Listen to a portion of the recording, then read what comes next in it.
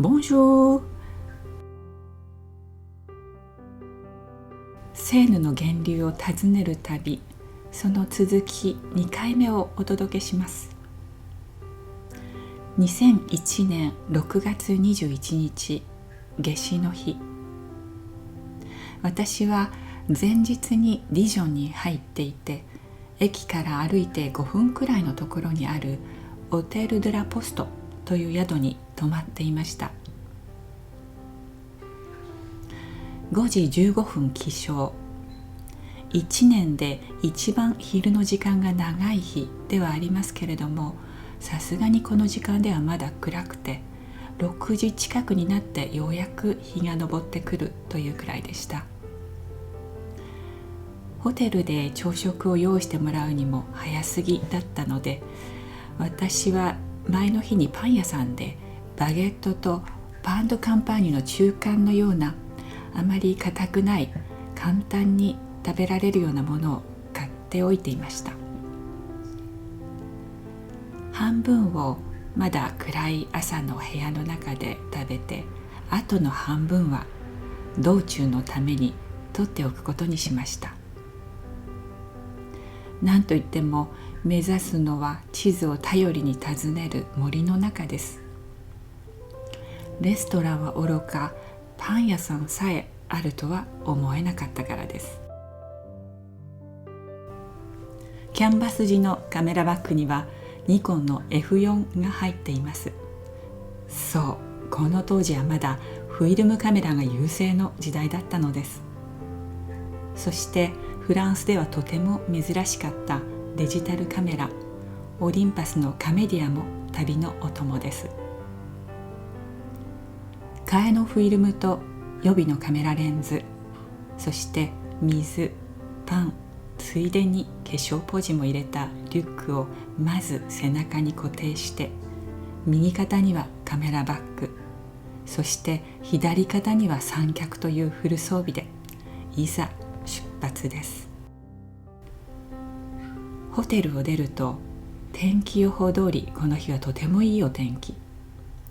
町の建物の上の方をまだオレンジ色をした日の光が照らしています。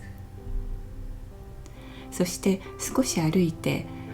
パリの凱旋門を小さくしたような門が真ん中にあるダルシー広場が見えてきました。それを抜けてまっすぐに伸びていく大通りを行くとディジョン駅です。途中カフェの中からテラスに椅子を出し始めていたり、街が少しずつ動き出していました。さて、ディジョン駅から出発する路線バスの窓口は駅の構内にあります。人の出入りがまだほとんどないコンコースを通って窓口に行くと、頬の肉の薄い、街では美人さんで通っているんじゃないかなっていう感じの要望の女性がガラスの内側に座っていました。スーストラッセーヌへ行きたいんですけどと私が言うと、彼女はそんなものはないわと怪訝な顔をしました。けれども私は驚きません。パリから電話で確認してもいましたし、窓口と乗り場を見ておくために前の日にもこの場所には来ていました。そして時刻表ももらっていたのです。ディジョンから出る路線バスはたくさんありますけれど、セーヌの源流へ行くための路線は50番。時刻表には停留所の名前が小さく縦に並んでいますけれども、クロワズモン・スース・セーヌ、つまりセーヌ源流の交差点ととりわけ小さく書かれた場所を目指す人はそう多くはないでしょうから、形の良い唇をしたその若い彼女にとって初めて聞くくらいの場所の名前だったのかもしれません。前の日窓口にいた年配の男性からは、普通は通り過ぎてしまうところだから乗るときに運転手さんに申告しておかないと止まらないよとも言われていました。切符を窓口で買ったはずなんですけれども、残念ながらそれがいくらだったのか今は思い出せません。ただ確かなのは、この年までフランスでの通貨はユーロではなくてフランが使われていたことです。そして今この路線バスの運賃は距離にかかわらず 1.5 ユーロ、日本円にしておよそ200円なのですけれども、当時はもっとずっと高かった記憶があります。地方では特に車社会のフランスですけれども、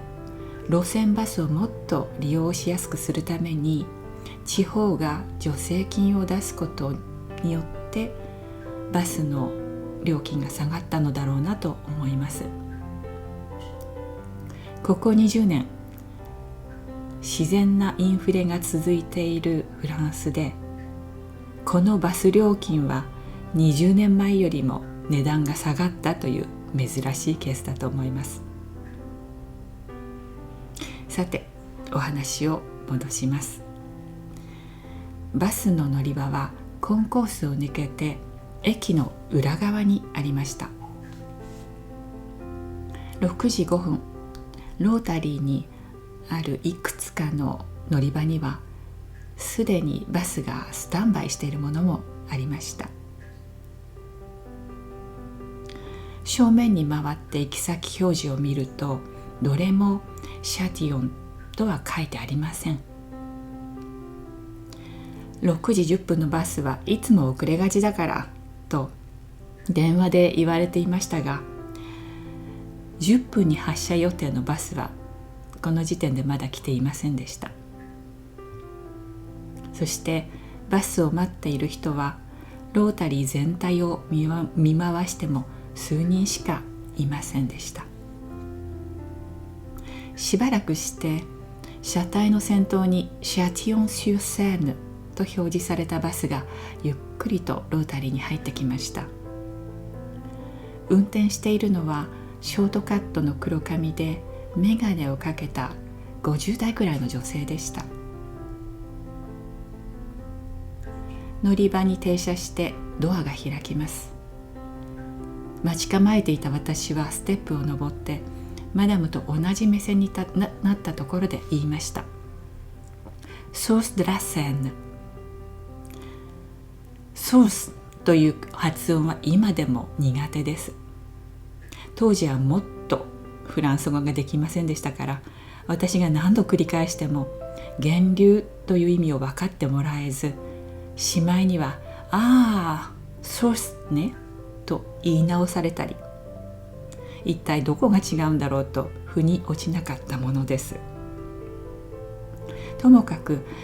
今回は行き先をちゃんと告げないと降ろしてもらえないというのでは困りますから、できるだけはっきりと心してソース・ドラッセーヌ、セーヌの源流に行きたいんですけどと告げました。少し間があってマダムは了解してくれたようで、着いたら知らせるからできるだけ私に近いところに座ってねと返してくれました。6時16分、バスが発車します。